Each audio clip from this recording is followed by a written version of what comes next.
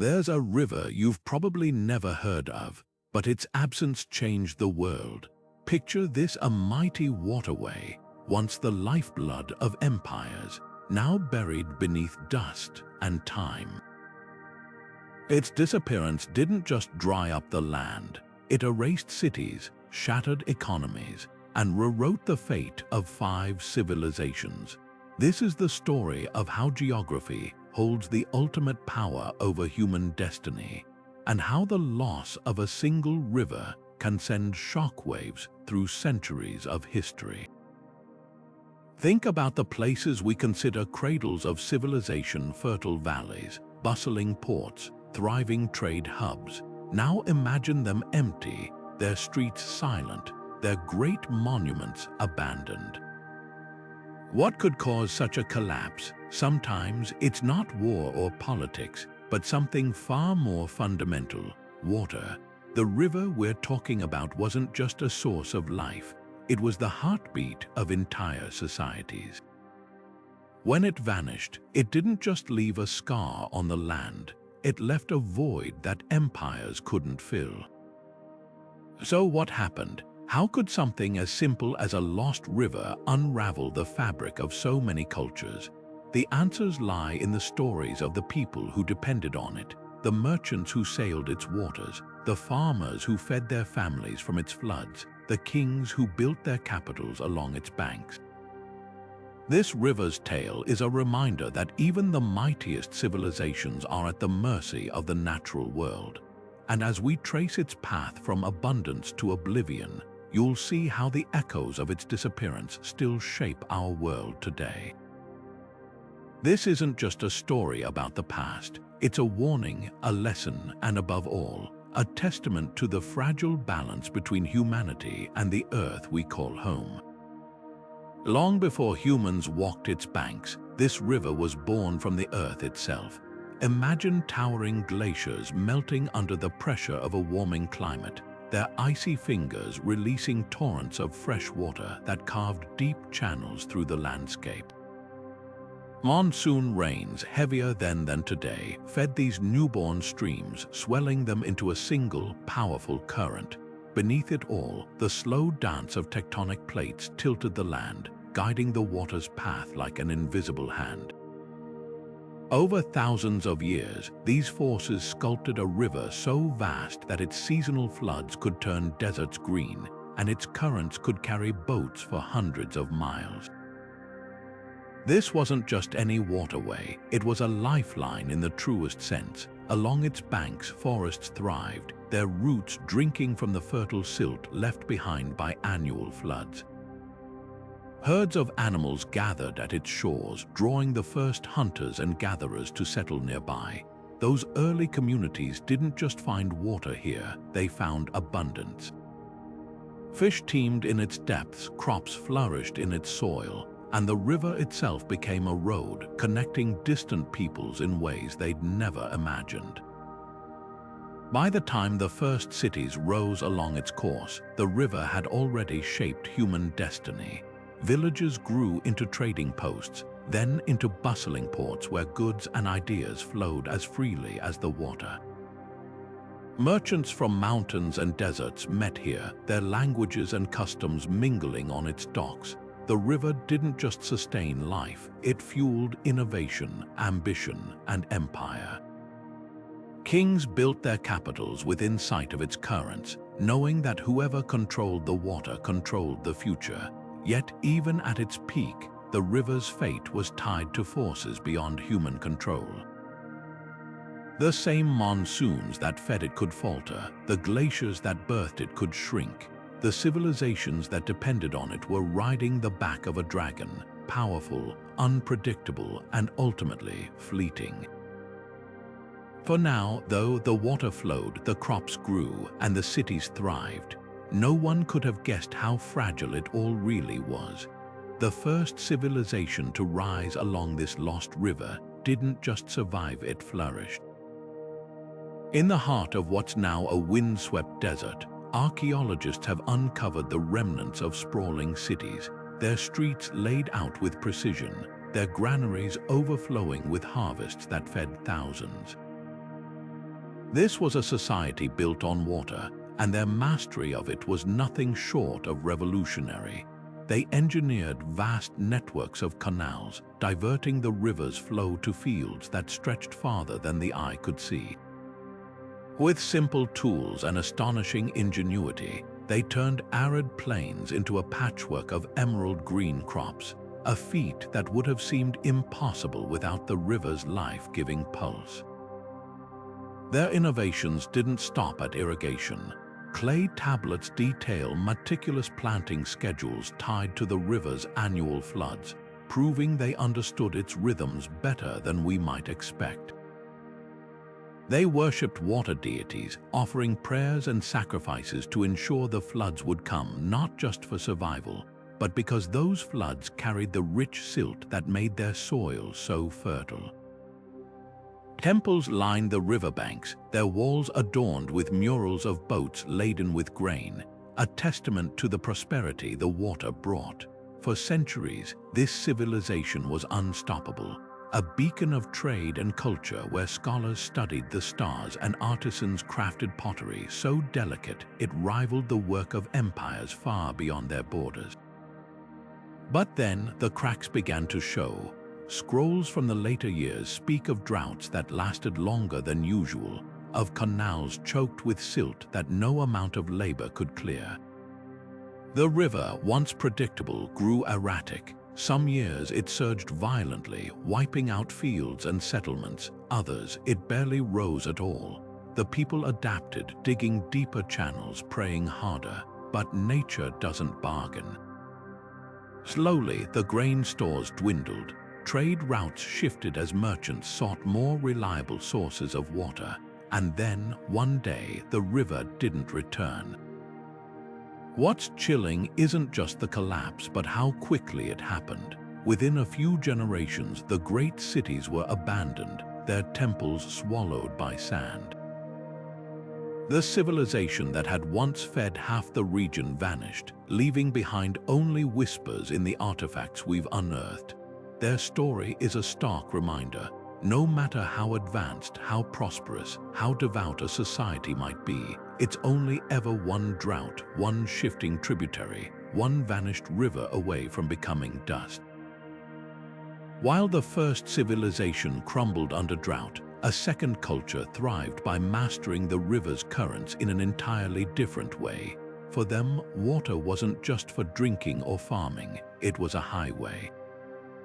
Picture a stretch of the river where docks stretched for miles, where ships from distant lands unloaded silks from the east, incense from the south, and metals mined from northern mountains. This was the heart of a trade empire where the river didn't just sustain life, it moved the world's wealth. Merchant guilds ruled here, their influence stretching far beyond the riverbanks. They built towering warehouses to store goods, funded schools to train scribes in tracking shipments, and even minted their own coins stamped with river symbols.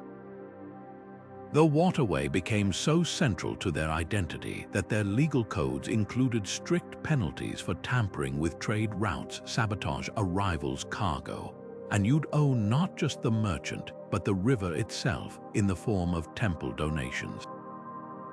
Their entire economy pulsed with the rhythm of the currents. When the floods came, ships could travel farther upstream, reaching new markets. When waters receded, trade contracts adjusted, prices fluctuated, and fortunes were made or lost. But the river's decline hit them differently than the farmers before them. At first, it was subtle. Ships sat lower in the water, forced to carry lighter loads as channels grew shallow. Then came the sandbars, unpredictable, shifting obstacles that grounded vessels for weeks. Merchants responded by building smaller boats, then even smaller ones, until their holds could barely turn a profit. The spices and silks kept flowing, but now at triple the cost. Markets that had once bustled grew quiet as caravans shifted to overland routes, avoiding the river altogether. The real tragedy wasn't the economic collapse, it was the death of connection. This civilization hadn't just traded goods, they'd traded ideas. their river was a cultural artery, carrying not just cargo but languages, religions, and technologies between continents.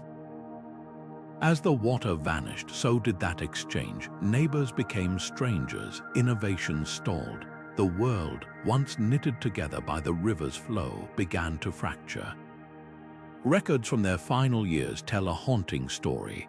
A merchant's ledger notes the last shipment of lapis lazuli. A scribe's letter complains of ports abandoned to dust, and a child's clay toy, a tiny boat, was found buried in the dry riverbed, as if placed there in hope the waters might return.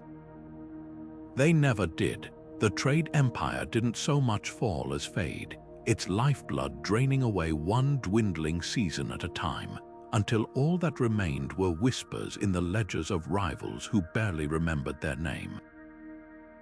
The river didn't vanish in a single cataclysmic moment. It faded like a breath held too long, its life seeping away year by year. Scientists studying sediment cores from its ancient bed have uncovered layers of truth beneath the dust. At first, the silt tells a story of abundance, thick, dark bands rich with organic matter, proof of centuries when the river ran high and the land flourished. Then, almost imperceptibly, the layers change. The sediment grows thinner, lighter, laced with salts that hint at drier times. Tree rings from nearby forests confirm it. The rains grew sparse, the droughts longer. But climate alone didn't doom this waterway. Human hands played their part too. Deforestation left hillsides bare, allowing soil to wash into the river with every storm, choking its channels with silt. Ancient tax records reveal a grim pattern. As populations swelled, farmers cleared more land, desperate to feed growing cities.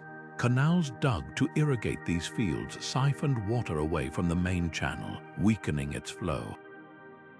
By the time chroniclers began writing of fish disappearing and boats stranded on newly exposed sandbars, the river was already a shadow of itself.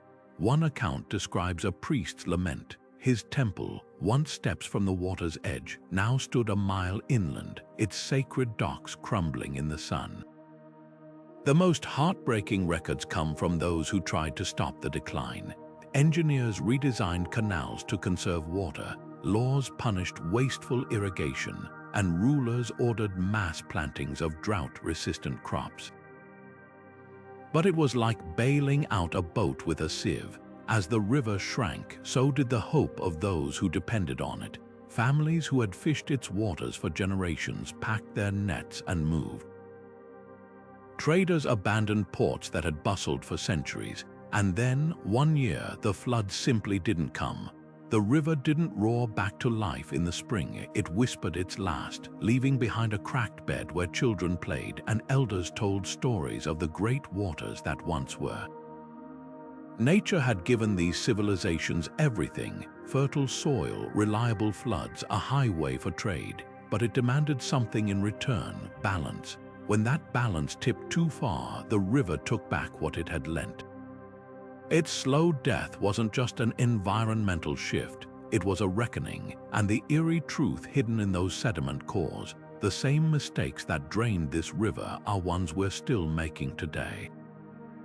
Deep in the river's delta, where the water once fanned out into a labyrinth of channels, a desert kingdom performed what seemed like magic.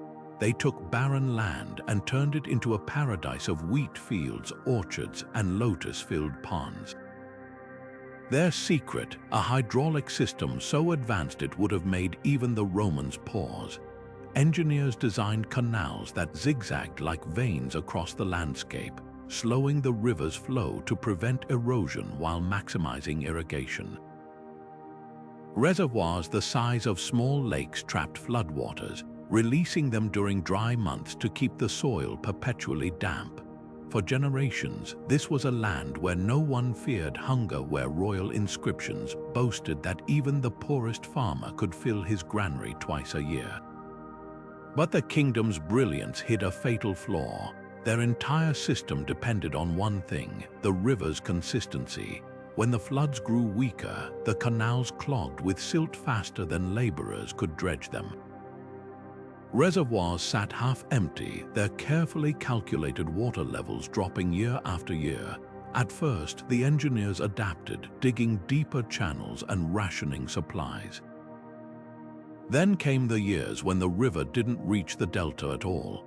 The kingdom's lifeblood had been cut off and panic set in. Clay tablets tell the story in heartbreaking detail.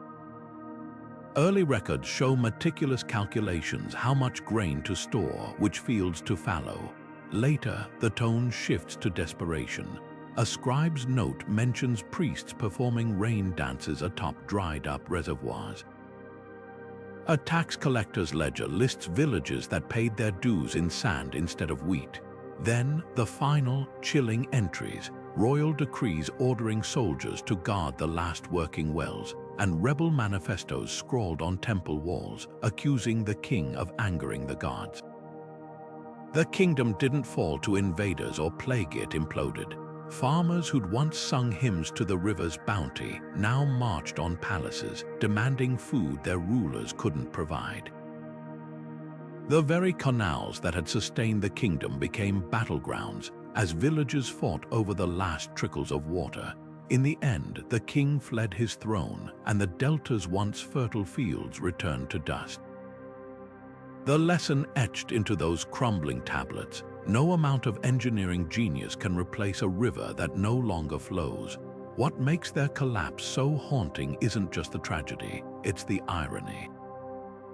They'd mastered the river so completely that they forgot it wasn't theirs to control. Their reservoirs and canals were monuments to human ingenuity, but also to hubris. They'd reshaped the land, yes, but the land had the final say. And when the river vanished, it took their kingdom with it, leaving behind only whispers in the sand, and a warning we'd do well to remember. The river didn't just vanish, it took entire worlds with it. When the water stopped flowing, the first cracks appeared in the trade networks that had linked distant kingdoms for centuries. Caravans that once moved spices and silks now carried desperate refugees instead. Port cities, their docks rotting in the sun, watched as merchants sailed for greener shores, taking their wealth and influence with them. Alliances built on the exchange of goods crumbled into suspicion, then hostility. A clay tablet from this era records a chilling exchange between two former trading partners. You have wheat but no tin for bronze. We have tin but no wheat to feed our smiths. What use are weapons without bread or bread without protection? Archaeologists digging through the ruins of border forts tell a grim story. Layers of ash mark where outposts were burned, not by invaders, but by their own garrison soldiers abandoning posts to scavenge for food. In one buried storeroom, they found a hoard of silver coins hidden beneath a floor, left by an official who likely fled before returning. These weren't the careful burials of people planning to come back. These were the acts of those running for their lives. Downstream, the crisis hit differently but just as hard. A civilization that had depended on the river's annual floods to fertilize their fields suddenly found their soil starved of nutrients. Crop yields plummeted, and with them, the population. Census records show entire villages wiped off the map within a generation. At one abandoned temple, excavators uncovered a mass grave, not from violence but from famine. The bones were shockingly small, most belonging to children under 10. The cruelest irony, some of the hardest-hit regions never relied directly on the river at all. A mountain kingdom hundreds of miles away collapsed when the trade routes that brought them salt and textiles dried up. Their copper mines, once the envy of the world, became worthless overnight. Without imports of grain from the river valleys, their miners starved, and without miners, their economy ground to a halt. This was no single tragedy, but a chain reaction of despair. As cities emptied, knowledge disappeared with them. Irrigation techniques perfected over centuries were forgotten. Starving scholars burned priceless manuscripts to keep warm. The river's death didn't just erase a waterway. It erased the shared memory of how to survive without it. And in the silence left behind, new powers rose from the ashes, their histories beginning with words that would have been unthinkable generations earlier. Once there was a great river here. As the river's waters retreated and the great cities withered, a new power emerged from the margins, the nomads. For generations, these pastoral tribes had lived in the shadow of settled civilizations, trading wool and leather for grain from the river-fed fields. When those fields turned to dust, their way of life, once seen as primitive, became the ultimate survival strategy. While city dwellers starved behind crumbling walls, the nomads simply moved. Their herds grazed on lands too dry for crops, their tents rose and fell with the seasons, and their children grew up knowing hunger as a temporary inconvenience, not a death sentence. The records left by terrified scribes in besieged cities paint a vivid picture of this reversal. One account describes nomad warriors descending like locusts on a once prosperous trading hub, not with siege engines but with patience. They camped beyond the walls, watching as the city's storerooms emptied. By the time the gates finally opened not to battle, but to desperate surrender, the nomads hadn't even drawn their swords. Another chronicle tells of a nomadic chieftain who mockingly gifted a starving king a single bag of millet, saying, "You built temples to control the river." We learned to outrun the drought, yet conquest and rule are two very different things. The nomads excelled at taking power but struggled to wield it. Their oral traditions speak of brief, glittering reigns, palaces seized, treasuries looted, rival tribes subdued, followed by confusion. Without the river's steadying influence, their victories unraveled just as quickly. A nomadic warlord might install himself in a conquered king's throne, only to find his warriors restless without open plains to roam. Tribute systems collapsed when there was no surplus to collect.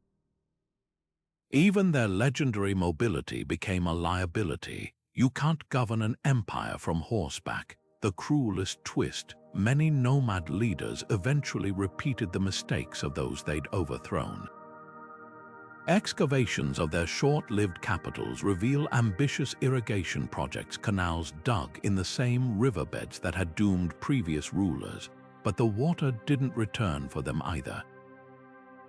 Within decades, their grand compounds stood empty, their faded banners flapping over courtyards where sand piled against doorways. The nomads had mastered survival in a dying world, but like all who came before them, they learned too late that no one conquers a river's absence. When the river vanished, it left more than dry earth in its wake. It left a void filled with stories. Across the ruins of the 5 civilizations, whispers took root, growing into myths that tried to explain the unexplainable. One culture spoke of a god who withdrew the waters in anger, punishing kings who had grown arrogant in their wealth. Their carvings show a deity with empty hands, his once overflowing jug now tilted away from the land. Another people told of a great serpent who once coiled beneath the riverbed, its scales glinting like water in sunlight. When warriors slew the beast in a reckless hunt, they say its blood drained away, taking the river with it. The most haunting tales came from the delta, where engineers had battled the river's decline the longest. There, parents warned children not to dig too deep in the sand, lest they wake the sleeping diggers, ghosts of the laborers who died dredging canals, now cursed to tunnel endlessly in search of water that would never return. These weren't just bedtime stories, they were coded lessons. The tale of the arrogant kings taught humility in the face of nature's power. The serpent myth warned against taking gifts from the earth for granted. Even the eerie diggers served a purpose, a reminder that some struggles are futile without balance. What's striking is how these legends mirrored each other across cultures that had long forgotten their trade ties. A desert tribe song about a river stolen by sky spirits, echoed a mountain kingdom's epic of a celestial stag who carried the waters away in its antlers. Both blamed forces beyond human control, both framed the loss as irreversible. The similarities reveal something profound. When faced with catastrophe, our oldest instinct isn't just to explain, but to mourn. These myths were funeral rites for a world that had slipped away, yet some stories held a fragile hope. A handful of folktales spoke of the river's return, not through divine mercy, but human atonement. In one, a maiden sacrifices her voice to sing the waters back. In another, a thief replants every tree he'd ever cut down, and when the last sapling takes root, the river bubbles up from beneath his hands. These weren't idle fantasies, they were blueprints for survival. The people who crafted them understood a truth we're still grappling with today. That loss might be inevitable, but redemption is always a choice. The river's ghost lingers in these tales, not as a specter of the past, but as a mirror. Every curse, every sleeping giant, every stolen drop reflects the same question: what do we owe the forces that sustain us? The answers, passed down as myths, are more than folklore. They're the echoes of civilizations whispering across time, urging us to listen before our own rivers run dry. For centuries, the lost river existed only in fragments, a line in a crumbling scroll, a faded mural in a forgotten temple, a folk tale passed down through generations. Then, in the 1800s, something extraordinary happened.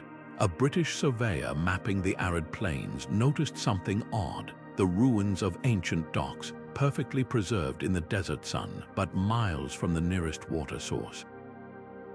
His sketches sparked a mystery that would take over a century to unravel.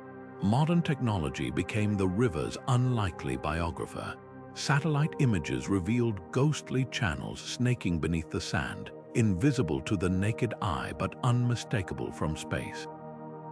Scientists drilling sediment cores pulled up layers of history, dark, fertile soil from the river's prime, followed by thinner, salt-streaked bands marking its decline.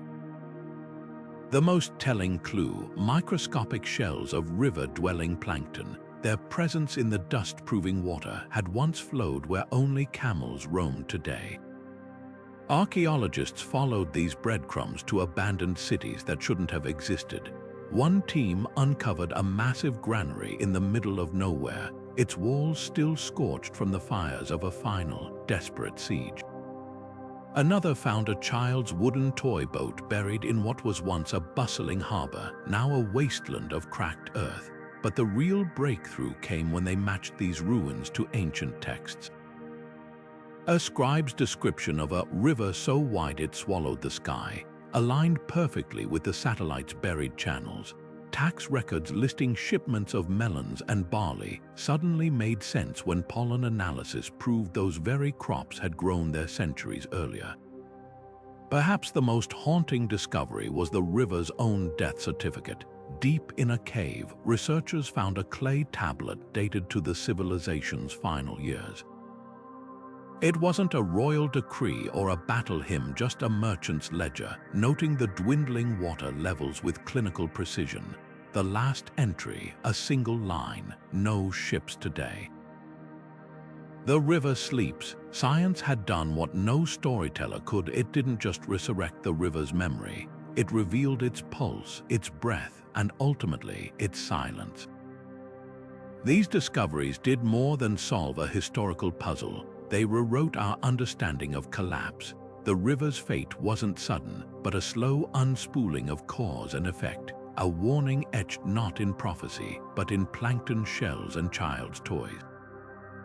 And as satellite images now track modern rivers shrinking under the weight of dams and droughts, that warning feels less like ancient history and more like a mirror held up to our own uncertain future.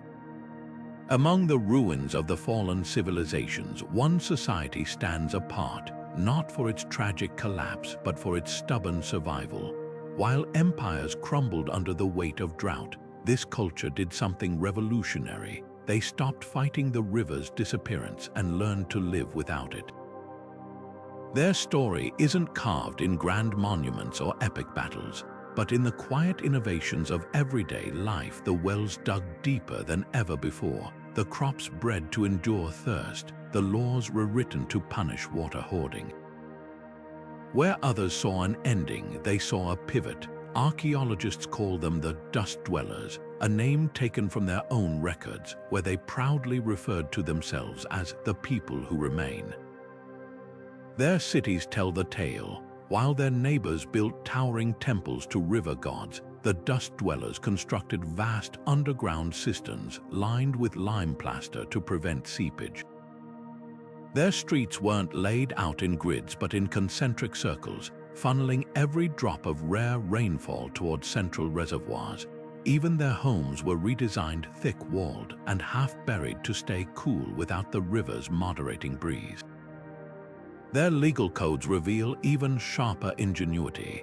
One tablet details a law requiring every newborn's family to plant 6 drought-resistant trees, acacias or tamarisks, whose deep roots stabilize the soil. Another mandates that no well could be dug within 1,000 paces of another, preventing groundwater depletion, the harshest penalty for wasting water. A merchant caught washing his goods in precious drinking water faced a fine equivalent to a year's wages. These weren't just rules, they were acts of collective desperation that became cultural DNA. But their true masterstroke was reinventing trade. When riverboats became relics, the dust dwellers turned to something unexpected: camels. They bred a special strain with wider feet to traverse sinking sands, creating a network of caravans that connected surviving oases. Their traders didn't deal in grain or pottery, but in knowledge-selling maps of hidden springs, techniques for distilling dew, and seeds for crops that could grow on air and stubbornness. A ledger from a border outpost lists payment for 1 jar of sweet water and 2 lessons in dry farming. Profit became survival, and survival became an art. What's most striking is how they redefined wealth. Excavations of their marketplaces show no hoards of gold or silver. Instead, the richest graves contain simple clay tablets, not epic poems, but meticulous records of rainfall patterns, soil types, and ancestral advice on weathering lean years. Their greatest treasure was memory. While other kingdoms built palaces, they built libraries of resilience, scribbling notes in the margins like, "When the wind smells of iron, plant quickly," or "A child who learns 10 ways to store water inherits more than land." Their endurance wasn't perfect. Census records show populations shrinking over centuries, not in catastrophic collapses but in slow, deliberate retreats. They didn't so much thrive as persist, trading grandeur for grit. Yet when archaeologists uncovered one of their final settlements, they found something astonishing: a thriving orchard of pistachio trees, their roots fed by a system of buried clay pipes that funneled moisture from distant hills. The trees were still alive, their gnarled branches proof that even in the harshest tides of history, adaptation isn't surrender, it's a quiet, stubborn kind of victory. The dust dwellers' legacy isn't a warning, it's a challenge. They proved that civilizations don't end when their rivers run dry, only when they stop imagining new ways to bend. The river's death didn't just starve civilizations, it weaponized water itself. When the rains failed and the wells ran dry, armies didn't march for gold or territory, they fought for puddles. A single oasis could spark wars lasting generations, its value measured not in acres but in mouthfuls. Siege tactics shifted brutally, conquerors didn't bother building walls, they simply dammed upstream channels, watching enemy cities wither from thirst before a single arrow was loosed. One clay tablet from a besieged fortress records the horror. They stole the river first, then the children's tears. Now we drink the blood of our horses. The most chilling battles weren't fought with steel, but with poison. Desert kings employed well blowers, specialists who crept into enemy lands under cover of night to taint water sources with bitter herbs or rotting carcasses. A scout's report from the era describes finding an entire garrison dead beside a spring, their faces twisted in agony, their cups still full. The water wasn't poisoned, it was saline, pumped underground from salt flats miles away through hidden pipes. Thirst had become theater, a slow-motion massacre designed to break spirits before bodies. Even alliances forged in desperation crumbled over drops. Two kingdoms once united against a common invader turned on each other when a shared canal ran low. Their peace treaty, carved on a stone stele, included meticulous water-sharing terms, but when drought hit, one side secretly diverted the flow. The betrayal wasn't discovered until farmers downstream noticed their irrigation ditches running red not with blood, but with dye poured upstream as a taunt. The ensuing conflict, dubbed the War of the Scarlet Water, lasted 11 years and left both kingdoms too drained to resist the nomads who swallowed them whole. Today, the echoes of those battles linger. Satellite images of modern conflict zones reveal a haunting pattern. Bomb craters cluster along ancient riverbeds, trenches follow long-vanished tributaries, and checkpoints control not roads but aqueducts. A general in a recent water dispute admitted, "We're not fighting over land, we're fighting over the ghost of a river no one alive has ever seen." The weapons have changed, but the calculus remains the same. Control the water, and you control the future. What makes these conflicts so harrowing isn't their brutality, but their inevitability. When the river vanished, it didn't just take away sustenance, it took away choice.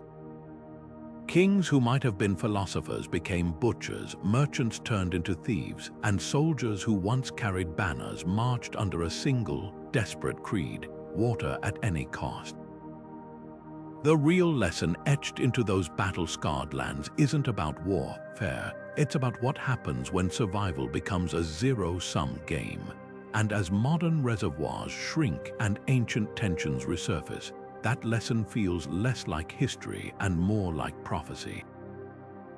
The Vanished Rivers story isn't confined to ancient scrolls. It's unfolding right now, in real time across the globe. Take the Aral Sea, once the fourth largest lake on Earth, now a graveyard of rusted fishing boats stranded in salt flats. The parallels are uncanny. Soviet engineers diverted rivers to irrigate cotton fields, just as ancient canals siphoned water from our lost river. The result: an ecological disaster so severe it altered local weather patterns, leaving behind toxic dust storms that choked the lungs of children born decades after the water disappeared. Or consider California's Central Valley, where over-pumping groundwater has caused the land itself to sink 28 feet, in some places collapsing aquifers like deflated balloons.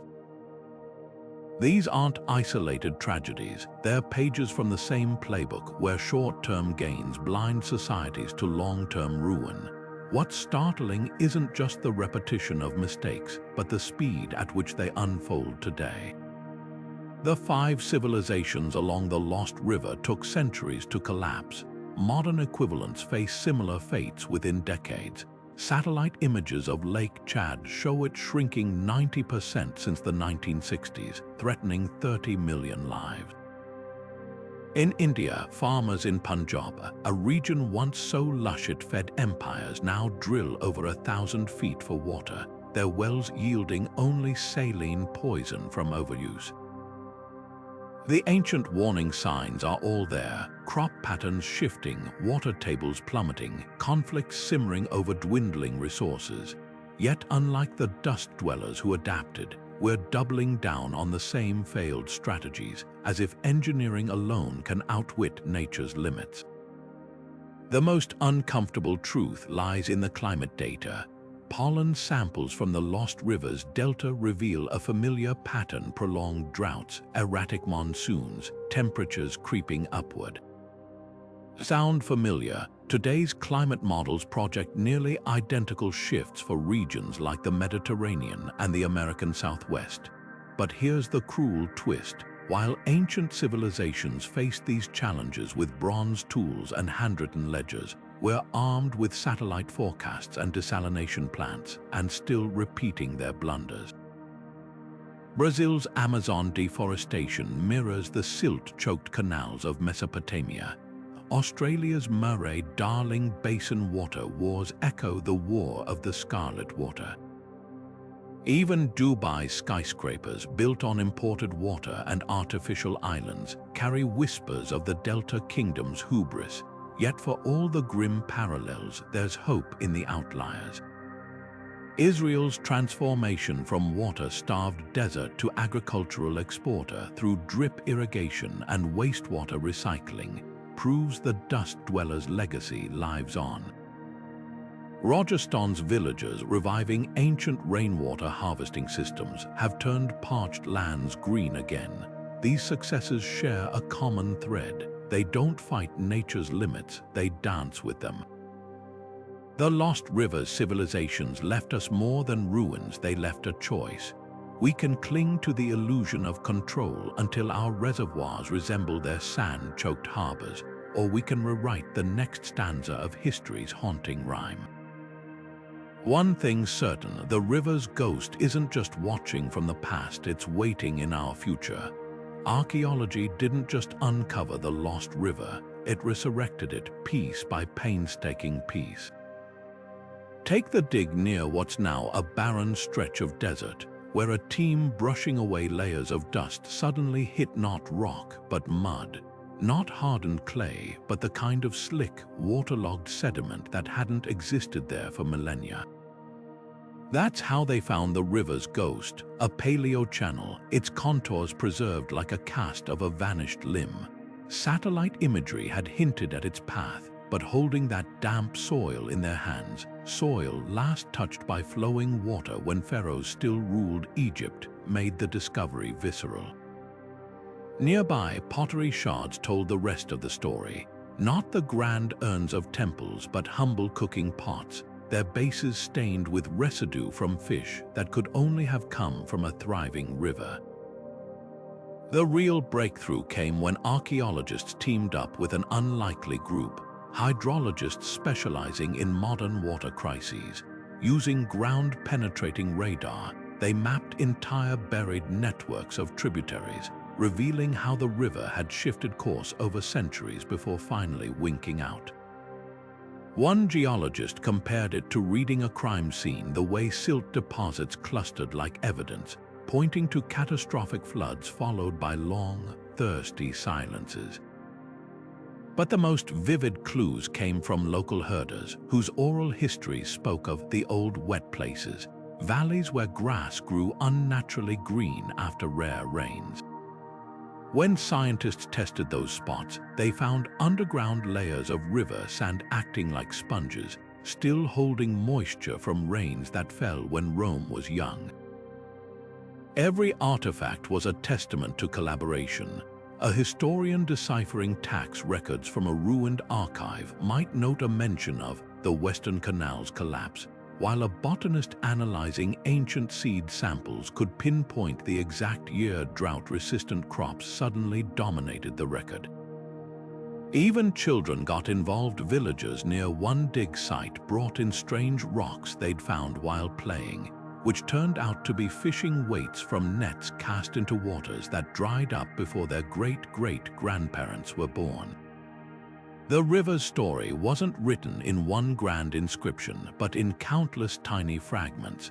A broken clay tablet detailing a merchant's plea for faster ships because the water grows shallow. Pollen grains from reeds that couldn't survive without constant moisture, found miles from any modern water source. The skeleton of a freshwater turtle, buried in what's now pure desert. Its shell etched with marks from a tool, proof someone had once eaten it by a riverbank. These weren't just relics, they were echoes of a pulse, a rhythm of life that beat for thousands of years before falling silent. What makes these discoveries so powerful isn't just the science, but the humility behind them. No single discipline could have solved this puzzle alone. It took historians to read the pleas of long-dead farmers, geologists to trace the river's stolen path, and grandmothers in remote villages to remember the songs about the time when the earth was thirsty. Together, they didn't just uncover a lost river, they gave it back its voice. And in that voice, we hear a warning, a lament, and perhaps, if we listen closely, a map to avoiding the same fate.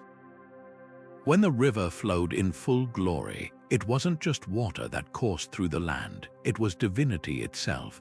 Temples rose where the current bent, their altars stained with offerings of honey and flowers to gods who wore the river's name. Priests charted the floods like sacred calendars, declaring the start of planting seasons when the waters licked the third step of the temple stairs. Hymns from this era survive on crumbling clay, their words lush with gratitude. You who carve the earth with sweetness, whose breath is the green of barley, whose laughter fills our jars to overflowing. The river wasn't merely worshipped, it was loved, a living force entwined with every birth, harvest, and funeral pyre. But as the waters grew erratic, so did the prayers. The same hymns that once celebrated abundance began to carry notes of desperation. A later verse added to an ancient poem pleads, "Do not turn your face from us, old friend. Have we not given you our finest lambs, our purest gold?"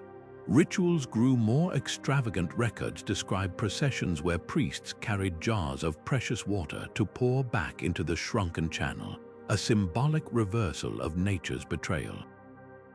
When the droughts lingered, some temples took a darker turn.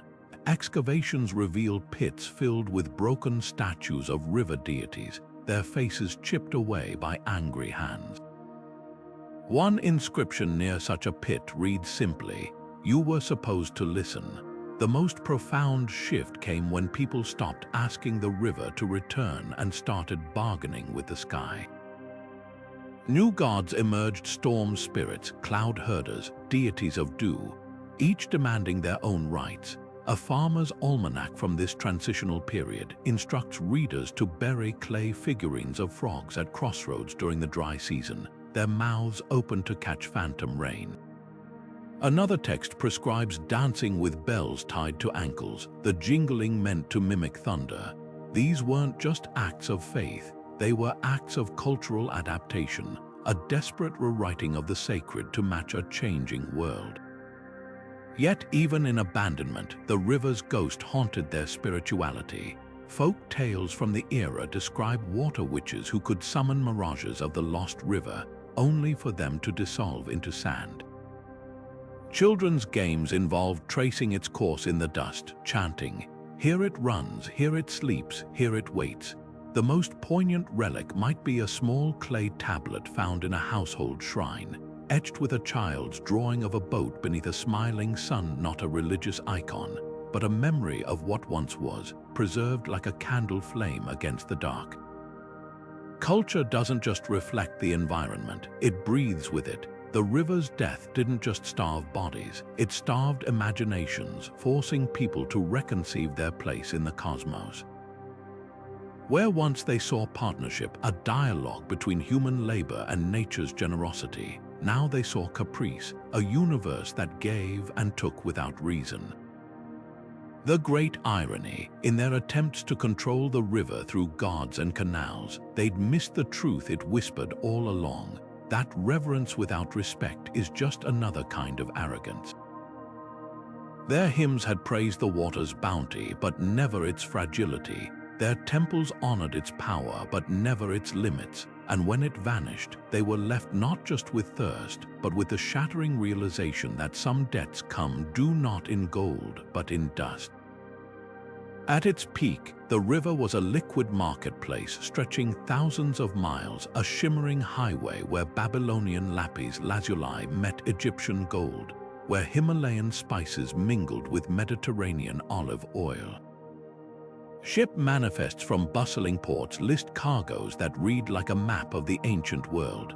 Tin from Anatolia for bronze smiths, ivory from African savannas for royal carvers, cedar from Lebanese mountains for temple roofs.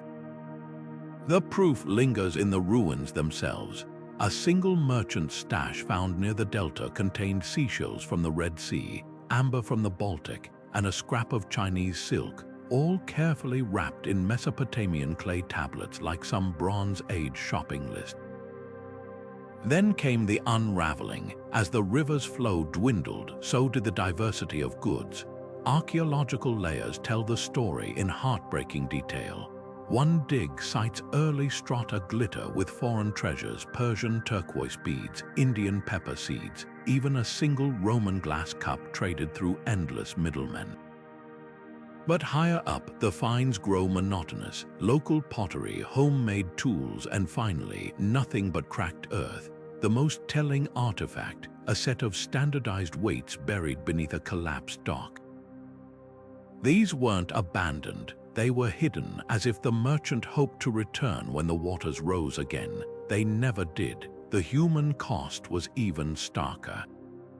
Cuneiform letters between trading partners start with warm greetings and gossip about mutual friends, then gradually shift to terse demands for payment in advance. By the end, they're just scrawled pleas. Send grain by any route but the river. Its channels are now playgrounds for scorpions.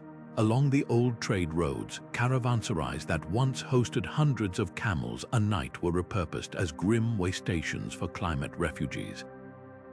Excavators found one such stop with its storerooms empty except for a child's footprint in the mudbrick, preserved when some desperate family sheltered there during a dust storm. What's chilling isn't just the collapse of trade, but what replaced it. When formal networks failed, black markets thrived. Tomb raiders looted ancestral graves for jewelry to barter for water rights. Nomadic tribes, once peaceful herders, became armed escorts for the few brave merchants still hauling goods overland. A clay tablet from this era records the going rate for safe passage. 1 jar of water per donkey load, 2 if the cargo is spices. The river had been more than a route. It was a great equalizer, a force that made cooperation profitable. Without it, trust evaporated faster than the last puddles in its bed. Yet even in the silence, echoes of connection remained. Far from the dead river, in mountain caves where shepherds took shelter, archaeologists found crude drawings of boats alongside tallies of sheep, a flicker of memory passed down by those who'd never seen the water themselves. And in the delta's loneliest ruins, they uncovered something astonishing. A sealed jar containing letters between 2 sisters separated by the crisis. One had fled upstream with a caravan, the other stayed behind. Their last message, scratched on a broken potsherd, reads, "The river took our father's docks, but not his stories. I tell them to my children so they'll know the world was once wider than this drought. Trade routes can be redrawn, currencies can collapse, but the human impulse to reach beyond isolation. That's harder to kill than any river. What faded wasn't just commerce, it was the shared language of abundance that once tied distant cultures together." The artifacts left behind aren't merely evidence of loss. They're fragments of a time when water didn't just flow through the land, but through the very idea of what a civilization could be. Science tells us the river died in numbers, tree rings narrowing to hairline fractures, ice cores holding bubbles of ancient air thick with dust. A single oak beam from a drowned dock records the precise year growth stalled, 1257 BC, when the rains failed for 7 straight years. Pollen counts plummet from barley and flax to the tough, drought-resistant weeds that move in when civilizations move out. These are the autopsy reports of a landscape, each day to point a silent witness to collapse. But human voices tell a different story, one not of statistics but of cracked lips and empty cribs. A poet from the Delta wrote, "The earth opens its mouth, but the sky has forgotten how to weep." His words survive on a tablet smaller than a palm, pressed into clay by fingers that may have shaken with hunger. Nearby, archaeologists found a child's drawing scratched into a wall, stick figures kneeling beside a zigzag that might be a river, or perhaps just the memory of one. Even the hymns changed. Where once they praised the river's voice like thunder, later versions beg it to rise from its grave like a ghost with wet hands. The starkest contrast lies in the ruins of a scribe's house. Beneath collapsed beams, researchers uncovered two artifacts side by side: a meticulous ledger tracking grain shortages in precise fractions, and a love letter to the scribe's wife, describing how their infant son cried for milk that wouldn't come. The numbers tell us yields dropped 40%. The letter whispers of a father grinding date pits into bitter flour just to fill the baby's belly. Both truths matter. The data shows the scale of the disaster, but the poetry, the prayers, the children's drawings, the recipes for famine bread show its weight. Perhaps the most haunting pairing comes from a single year. Ice cores record a volcanic eruption far to the north, its ash dimming the sun for 18 months. That same year, a merchant's daughter wrote, "The light is wrong, like the gods have blown out all but every third candle." She couldn't know about the volcano, just as the scientists who analyzed the ice couldn't know about her candles. Yet together, these fragments form a mosaic not just of what happened, but of how it felt. This is the paradox of history.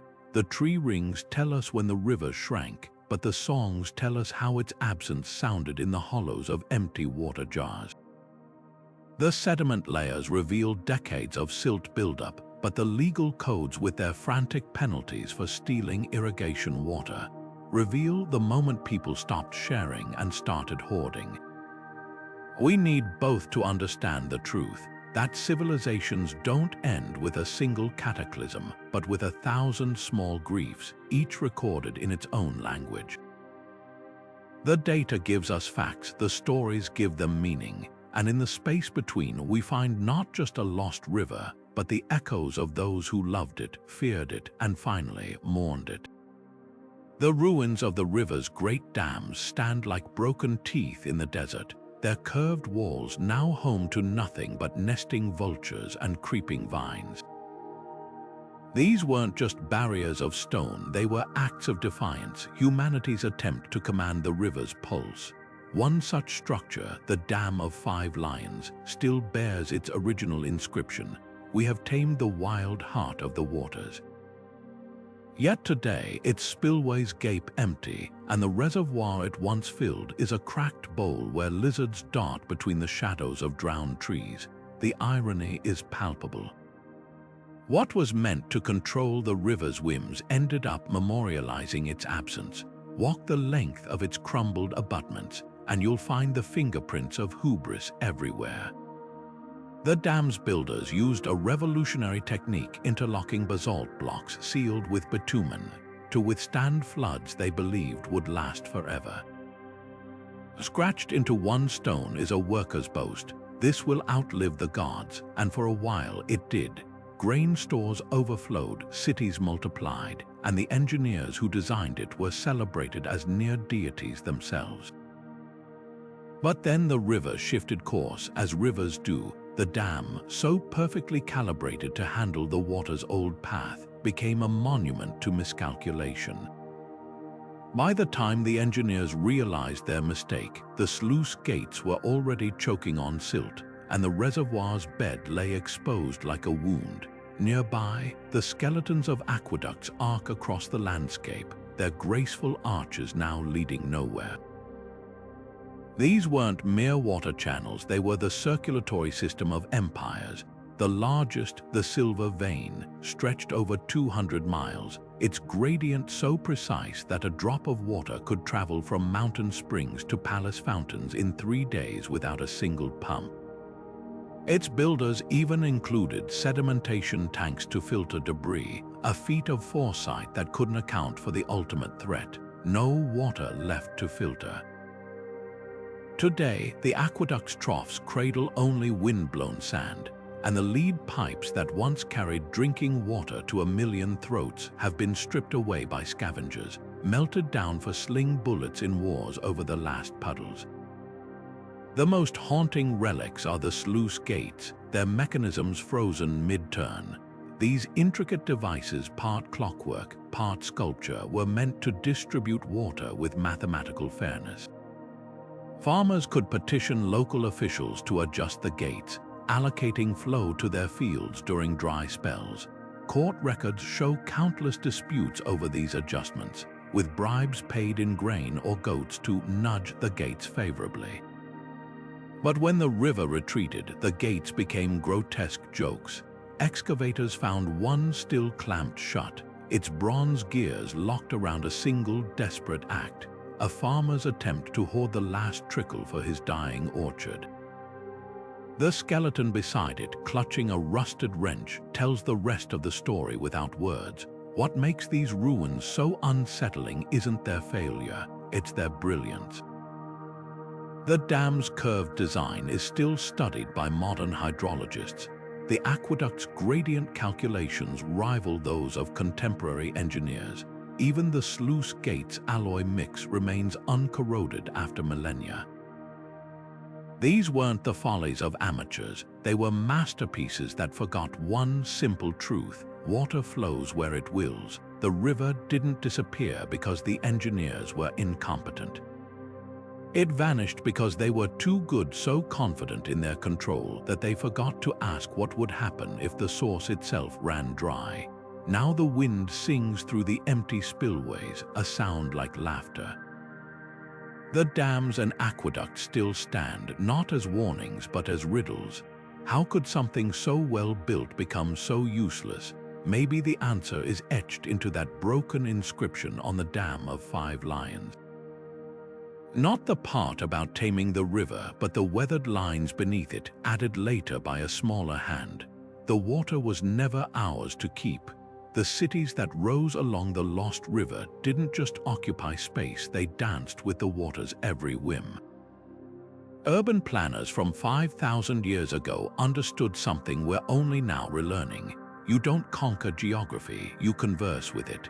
Their blueprints, etched on clay tablets and still visible in the ruins themselves, reveal neighborhoods clustered like mussels on a rock, always hugging the river's gentlest bends where currents slowed enough for docks but didn't erode foundations. Archaeologists mapping these ancient grids found something astonishing. The wealthiest districts weren't on high ground, as you'd expect, but in the sweet spot between flood safety and easy water access.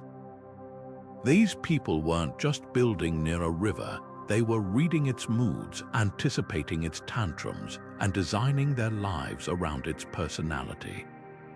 Take the city of Hanat, where excavators uncovered a masterclass in hydraulic urbanism. Its main boulevard followed an abandoned oxbow curve, the ghost of a bend the river had left behind centuries earlier. Planners knew what modern engineers confirm: old channels make ideal building sites because their compacted sediments resist sinking. Even the sewage system worked with the land's natural slope, using gravity instead of pumps to keep waste flowing away from homes. But the real genius lay in what they didn't build on. Satellite imagery shows entire neighborhoods stopping abruptly at what seemed like arbitrary lines until ground-penetrating radar revealed these were the borders of ancient floodplains. These people didn't need zoning laws, they had ancestral memory encoded in city walls. Fast forward to modern times, and the river's ghost still whispers to urban planners. In Denver, a proposed highway was rerouted after archaeologists found evidence of the lost river's seasonal overflow patterns, proof that what looks like dry land can turn treacherous during rare storms. Dubai's skyscrapers, built on stabilized dunes, use foundation techniques borrowed from ancient riverport cities that prevented sinking in waterlogged soil. Even London's financial district follows medieval streets that originally traced the banks of the buried River Walbrook. The lesson transcends time. Cities aren't just built on land, they're built on relationships with water we pretend to control but never really do.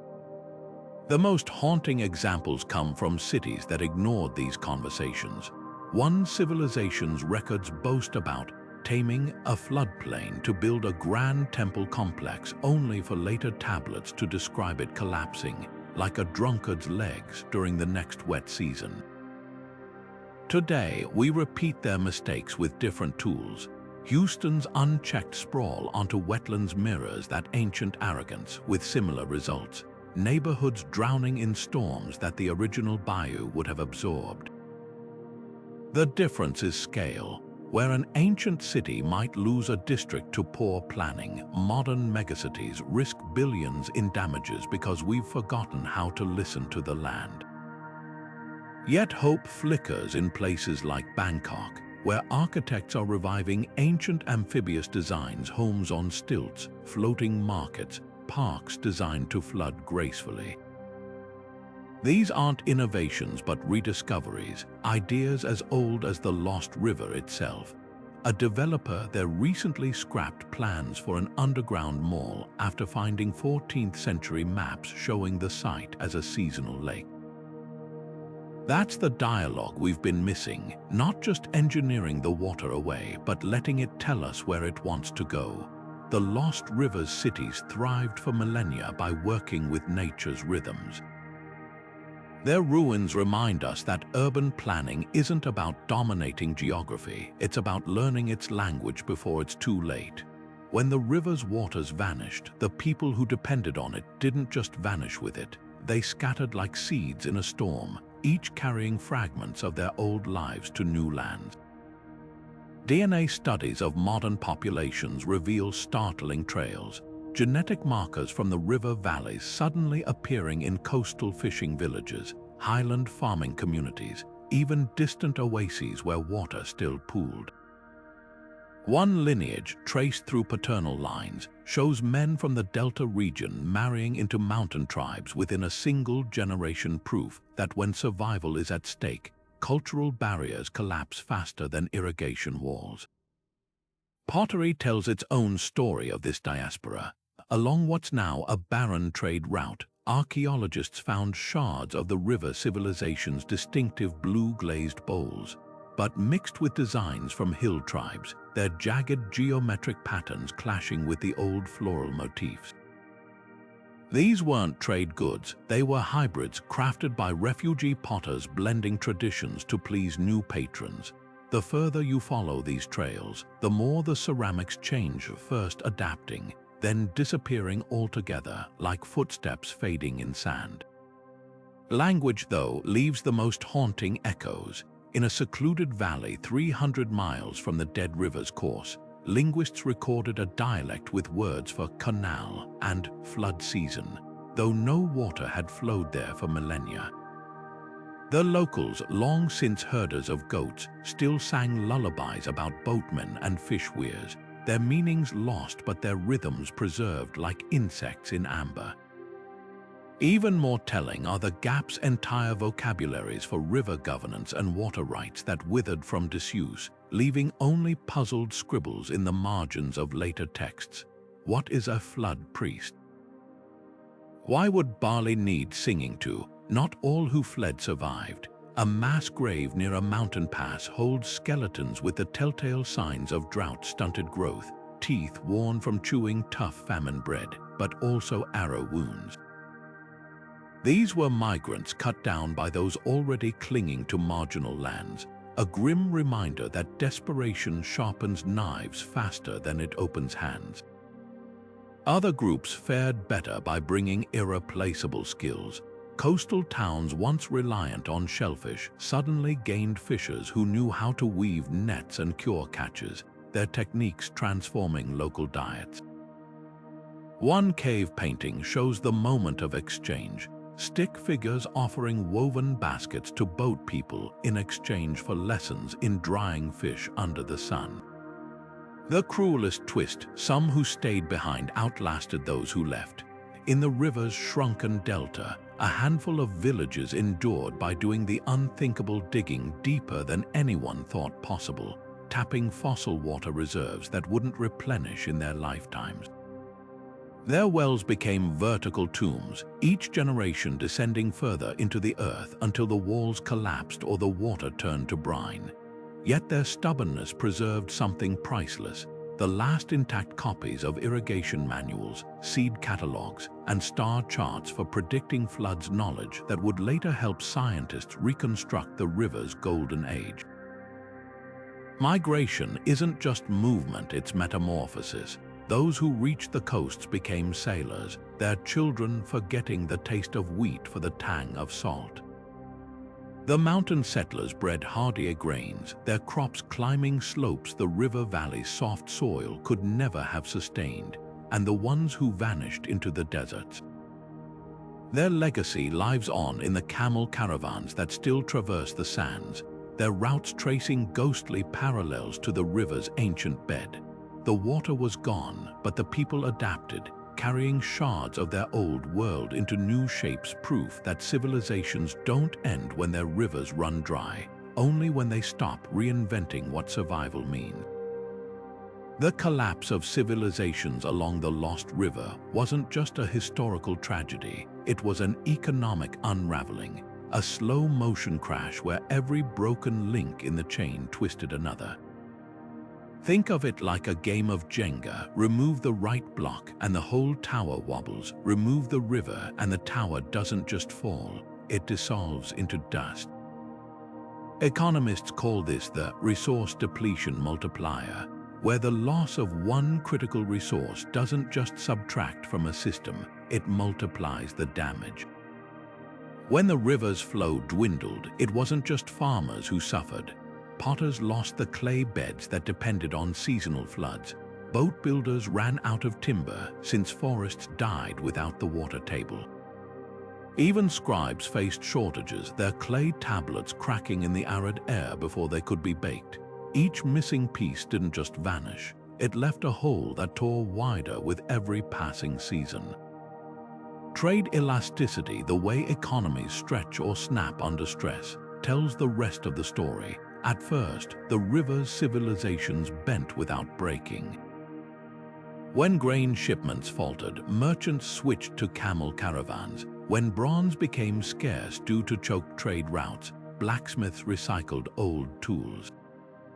But elasticity has limits. A rubber band can only stretch so far before it snaps, and so can a society. Tax records from the Delta's final years show a chilling pattern. As water vanished, so did flexibility. Prices didn't just rise, they spiraled. A single sack of wheat cost a month's wages, then a year's, then became priceless.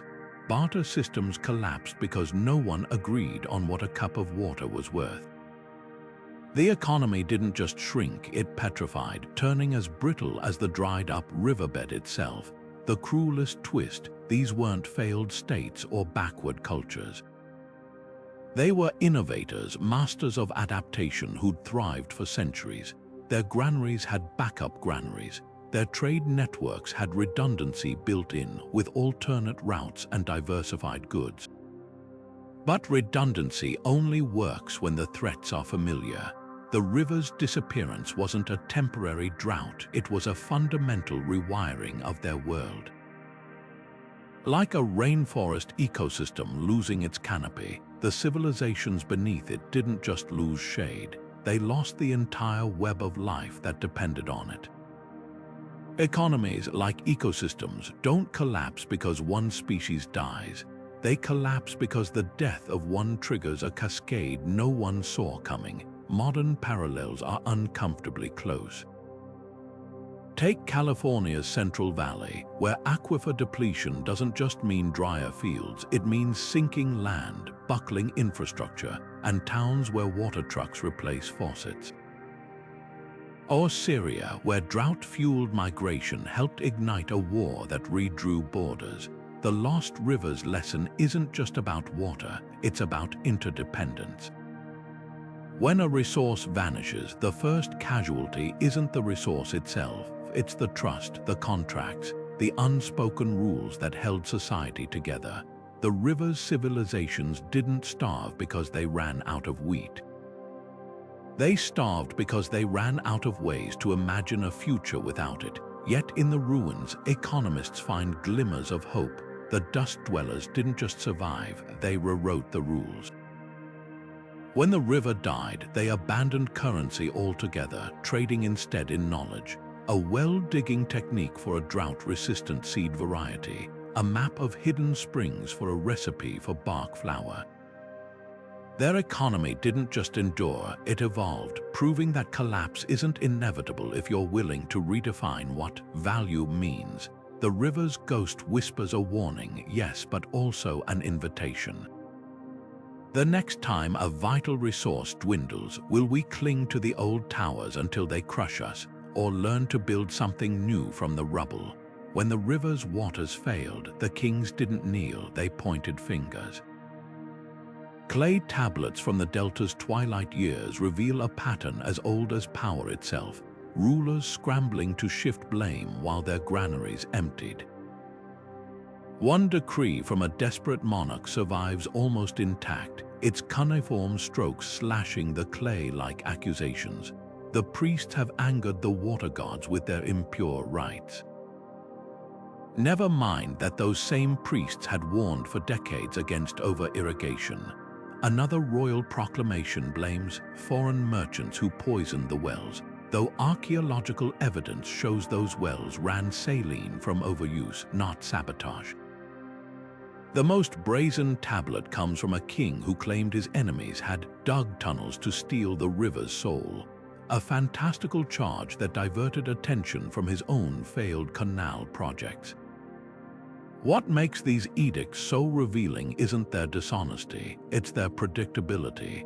Across 5 collapsed civilizations, the same script played out with eerie consistency. Drought didn't inspire introspection, it demanded scapegoats. A broken statue near one ruined palace tells the silent half of this story. Its face, likely depicting a river deity, was deliberately defaced not by invaders, but by the king's own orders, as if smashing the god's likeness could punish it for withholding rain. Nearby, archaeologists found execution records for water witches, women accused of cursing the springs, their real crime, knowing traditional weather signs that contradicted royal propaganda. The blame game wasn't just about saving face, it was about control. Tax receipts show rulers doubling down on temple donations during droughts, buying divine favor while starving subjects paid the bill. One particularly cynical tablet lists gifts to heaven alongside stark ration cuts for farmers. 1 jar of oil to the storm god's altar, 2 cups per family for the planting season. The math of power never changes. When resources shrink, the powerful hoard absolution alongside grain. Yet the most tragic figures weren't the kings or their scapegoats, but the scribes caught between. A junior court writer left a secret diary beneath his official records, its tiny script confessing, "Yesterday, I carved the king's words about the river's return. Today, I watched his engineers dig another well in the dry bed. The only thing flowing here is lies." His skeleton was found curled around the tablet, as if shielding it from the very rulers who'd have killed him for truth-telling. These ancient blame-shifting campaigns share DNA with modern crises. When reservoirs drain today, politicians still blame everything but policy migrants, conspiracy theories, even the weather forecasts themselves. The Lost Rivers kings would nod in recognition at a press conference denying aquifer depletion while approving new golf courses. The lesson etched into those cracked tablets isn't about ancient history. It's about the cost of leadership that mistakes accusations for solutions. A drought can starve a kingdom, but denial starves its future. When the river vanished, the official record spoke of kings and warriors, merchants and priests, but the real story of survival was written in the quiet labor of women. While scribes carved tales of heroic last stands, women were reinventing daily life from the scraps left behind. Archaeologists found traces of their resilience in unexpected places. A child's tunic woven from nettle fibers instead of flax, a cookpot still crusted with the residue of famine bread made from acorns and crushed snails. These weren't just acts of desperation, they were innovations born from necessity, solutions scratched into the margins of history by hands too busy surviving to etch their names in clay. Take the pottery shards from a Delta village last days. Men's workshops produced the usual ceremonial urns, grand, useless, and empty. But the sherds found in household courtyards tell a different story. Women had repurposed broken jars into water traps, lining them with bitumen to catch overnight dew. Their designs evolved as the crisis deepened. Narrower mouths to reduce evaporation, lids carved with tiny holes to filter dust. These weren't art, they were blueprints for endurance passed mother to daughter like heirlooms. One such lid was found still clasped in a skeleton's grip, its edge worn smooth from constant use, a silent testament to who truly kept the thirst at bay. The fields told a similar tale. Tax records lament the collapse of official harvests, but pollen analysis reveals a shadow economy thriving between the lines. Women cultivated hidden plots of drought-resistant millet and amaranth in the ruins of abandoned temples, their seeds smuggled from kitchen gardens. A burial site near one such covert farm yielded a woman curled around a clay tablet, not a royal decree, but a planting calendar adapted to erratic rains. Her bones showed the telltale ridges of childhood malnutrition, yet her garden had fed 14 people for 3 lean years. The tablet's final entry, scratched in a shaky hand, reads, "Plant the black seeds when the moon swallows the evening star." Not science, perhaps, but science wasn't keeping anyone alive anymore. Even in the chaos of collapse, women wove networks where formal systems failed. A cache of letters between sisters separated by migration routes reveals a clandestine trade in knowledge. One fragment instructs, "Rub the sick child with river willow bark, but tell no priest, they've forbidden the old ways." Another describes a method for leaching toxins from drought-starved tubers, a technique modern labs confirmed would have worked. These weren't just survival tips, they were acts of quiet rebellion against powers that had long dictated who got to know what. The river's demise erased hierarchies, and in that void, women became the keepers of memory. The cruelest irony, their greatest legacy is the one least recorded. Excavations of nomadic camps from the Exodus period show something startling. The further people traveled from the dying river, the more graves of infants held tiny clay figurines, not of gods but of women. Some clutch miniature hoes, others cradle pots. One, found in a child's grave 500 miles from the vanished delta, depicts a figure with upraised arms, her skirt patterned with waves. No inscription names her, but the message is clear. When the river died, when the kings fled, when the world unraveled, it was the women who taught the next generation how to build a future from the pieces left behind. Their history wasn't written in ink or stone, but in the stubborn fact that life, against all odds, went on. In the ruins of a nursery near the dry riverbed, archaeologists unearthed a collection of dolls, not the polished playthings of prosperous times, but crude figures fashioned from cracked clay and bundled reeds. One clutches a miniature water jar, its tiny handle worn smooth by small fingers. Nearby, a child's game board was carved into a broken brick, its squares filled not with stones or shells, but with pebbles painted like droplets. These weren't just toys, they were lessons. When the river disappeared, even children's play became a rehearsal for scarcity. Burial sites tell a quieter, starker story. In the Delta's poorest district, tiny graves cluster like broken teeth beneath the sand. Unlike the ornate tombs of elite children adorned with copper bracelets and lapis beads, these hold only brittle bones and the faintest traces of memory. One skeleton, no older than 6, was curled around a clay fish, its scales carefully incised. The grave's sole offering, a single melon seed, placed where the child's palm might have cupped it, a parent's desperate hope that the afterlife would be kinder than the drought. Lullabies from the era survive as fragments, their melodies lost but their words etched into household shards. One, scrawled by a mother on the back of a ration list, murmurs, "Sleep, little one, don't ask for rain. The sky's purse is empty and the river won't wake again." Another, found near a migrant camp, twists an older rhyme into a warning. "Hush, hush, the boat's gone dry, the fishes walk now and the birds don't fly."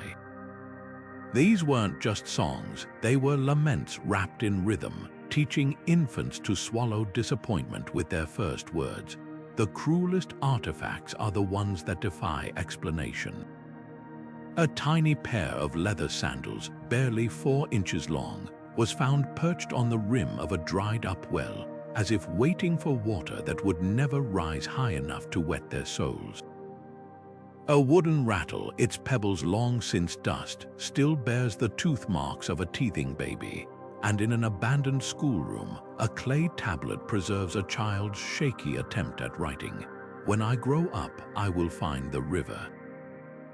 The sentence breaks off there, the stylus dragged into a long, wandering line, perhaps by a teacher's hand, perhaps by hunger's. But the most haunting evidence of all isn't in objects or graves, but in the bones themselves. Skeletal remains from the drought's peak show children with stunted growth, their leg bones arched from carrying water jars too heavy for their frames. Some skulls exhibit grooves where scalp tissue clung too tightly during fevers brought on by thirst. Even their teeth tell tales, enamel pitted from malnutrition, worn down by gritty famine bread. These weren't just victims of a bad season, they were casualties of a world reshaped by loss before they could walk. Yet amid the sorrow, there are glimmers of stubborn light. A set of handprints pressed into clay siblings, perhaps playing a game of tag across the tablet's surface. A dollhouse-sized granary, meticulously stocked with pebbled grain, by a child imitating the rituals of survival. And in one inexplicable, beautiful find, a tiny reed boat sealed in a jar, its master twig wrapped with thread, a parent's gift to a child who'd never seen a river but would carry its memory like a secret. The drought stole their water, their futures, their breath, but it couldn't steal their dreams, not entirely. Even in the dust, children still built boats. The Colorado River snakes through 7 U.S. states and 2 nations, its waters parceled out by treaties and court rulings like pieces of a shrinking pie. Today, its reservoirs, Lake Mead and Lake Powell, sit half empty, their bathtub rings marking where water once lapped against the cliffs. Farmers in Arizona's Imperial Valley, who grow winter lettuce for the entire country, now face mandatory cuts to their century-old water rights. The river's delta, which once fanned into lush wetlands in Mexico, is a cracked wasteland where skeletal cottonwoods claw at the sky. Sound familiar? This isn't just drought, it's history rhyming, a modern echo of the lost river's fate. Half a world away, the Indus River, lifeblood for 200 million people, tells an even starker tale. Glaciers that feed its headwaters are retreating twice as fast as the global average, while downstream, Pakistan's farmers dig ever deeper wells, draining aquifers faster than monsoon rains can replenish them. Ancient Indus Valley cities like Mohenjo-Daro thrived here 4,000 years ago with sophisticated water management. Their ruins now watch silently as modern canals bleed the river dry, turning fertile plains into salt pans. The irony is brutal. A civilization that mastered floods without dams now faces collapse from having too many. Then there's the Nile, where Ethiopia's colossal Grand Renaissance Dam has sparked tensions echoing the War of the Scarlet Water. Egypt, reliant on the river for 90% of its water, calls the dam an existential threat. Satellite images show its once vast delta receding, seawater encroaching on fields that fed pharaohs. Meanwhile, Sudanese farmers downstream whisper an old proverb: when the Nile's breath weakens, even the crocodiles grow thin. The parallels are uncanny, like the lost rivers civilizations. These nations aren't just fighting over water, they're wrestling with a shared nightmare of scarcity. What chills the bones isn't the crisis itself, but our responses. Like the Delta kings who blamed priests and merchants, politicians today point fingers at climate change or population growth, while approving almond orchards in deserts or leaky megacity pipelines. Ancient engineers at least tried to adapt, building deeper canals, switching crops. Modern solutions, Las Vegas sprays fake shade over reservoirs to slow evaporation, while Arizona imports water from fossil aquifers that won't recharge for millennia. These aren't fixes, they're stopgaps, as fragile as the dust dwellers' clay dew traps. Yet glimmers of hope emerge where we listen to the past. Israel recycles 90% of its wastewater, turning sewage into irrigation. Rajasthan's villagers revived ancient stepwells, catching rains that once vanished into thirsty ground. Even California, after decades of overpumping, finally regulated groundwater, a move the lost rivers scribes might have scribbled in their margins with a bitter "told you so." The lesson isn't that collapse is inevitable, it's that survival demands more than technology. It requires humility, the courage to redefine abundance, and the wisdom to know that no river, no matter how mighty, flows forever. Climate models paint a tantalizing possibility. What if the lost river isn't gone forever, just sleeping? Scientists poring over ice core samples and satellite data have noticed something peculiar. The same forces that starved the river millennia ago might one day bring it back. The Earth's climate has always swung like a pendulum between wet and dry eras, and current projections suggest parts of the river's ancient basin could see rainfall increase by as much as 40% over the next century. Some computer simulations even show monsoon patterns shifting northward, tracing almost identical paths to the weather systems that once fed the river's headwaters. But here's the twist: revival wouldn't mean restoration. Even if heavier rains returned, the landscape has been fundamentally altered. Dams built for modern agriculture would intercept floodwaters before they could replenish the old channels. Centuries of groundwater pumping have collapsed aquifers, leaving underground spaces that once held water now packed with silt, and the glaciers that originally fed the river. Many have already retreated past the point of no return, their meltwater now trickling away in new directions. A climatologist working on these models compared it to trying to refill a shattered vase. Even if you pour in the same amount of water, it won't hold the same shape. The most promising revival signs come from an unexpected source: earthquakes. Seismic surveys reveal that tectonic plates beneath the river's former course are still active. A major tremor could theoretically uplift the land enough to redirect modern rivers back into ancient channels. It's happened before. Geologists have found evidence that an 8th century earthquake abruptly shifted a tributary 60 miles overnight. Of course, betting on natural disasters as a salvation strategy comes with its own horrors. As one hydrologist dryly noted, you might get your river back but lose your cities in the process.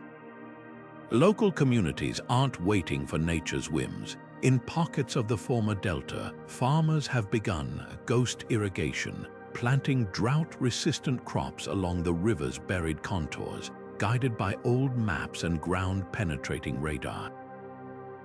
Their yields are meager compared to the river's heyday, but there's poetry in the attempt. One woman tending a patch of saffron crocuses where docks once stood put it simply, "The land remembers water better than we do." Sometimes, if you listen, it tells you where to dig. The sobering truth, even if the river returned tomorrow, the civilizations it birthed couldn't be resurrected with it. Those intricate trade networks, those water temples, those libraries of hydraulic knowledge, they were products of specific moments in time, as fragile as they were magnificent. What the climate models really reveal isn't a blueprint for revival, but a mirror. The same forces that might one day refill the riverbed are currently draining others worldwide. Perhaps the river's greatest lesson isn't about loss or return, but about learning to read the horizon, not for signs of what was, but for glimpses of what could still be. The story of this lost river isn't just a relic of the past, it's a mirror reflecting our own fragile dance with water. Those 5 civilizations didn't collapse because they were ignorant, they fell because they believed their mastery over nature was permanent. Their grand canals, their sacred reservoirs, their laws carved in stone, none of it mattered when the river decided it was done with them. Today, we're replaying their script with alarming precision. From the Colorado to the Indus, modern rivers are shrinking under the weight of dams, overuse, and a climate that's rewriting the rules, the difference. We have their ruins as a warning. Take the Aral Sea, once a thriving oasis, now a graveyard of ships stranded in salt. Or California's Central Valley, where the ground literally sinks as aquifers are pumped dry. These aren't isolated tragedies, they're chapters in the same story, where human ambition crashes against nature's limits. The lost rivers civilizations made 2 fatal assumptions: that the water would always return, and that they could control it when it did. We're making the third, that technology will save us from the reckoning. Desalination plants and cloud seeding might buy time, but they can't replace the humility to live within a river's means. Yet hope isn't lost. Look to the dust dwellers who turned scarcity into innovation, or Rajasthan's farmers reviving ancient rainwater harvesting. These aren't just solutions, they're philosophies. They prove that adaptation isn't surrender, it's wisdom. The lost river's ghost isn't here to haunt us, it's here to teach. When the next drought comes, will we be the kings blaming the gods, or the villagers planting trees whose roots outlast empires? So let's not just hear this story, let's live differently because of it. Hit like if you believe history's lessons are worth remembering, and subscribe to keep unraveling the threads that bind us to the past. And in the comments, tell us, what's your river, what resource vanishing now will future civilizations dig up and wonder why we didn't act? The answers might just rewrite the next chapter before it's too late.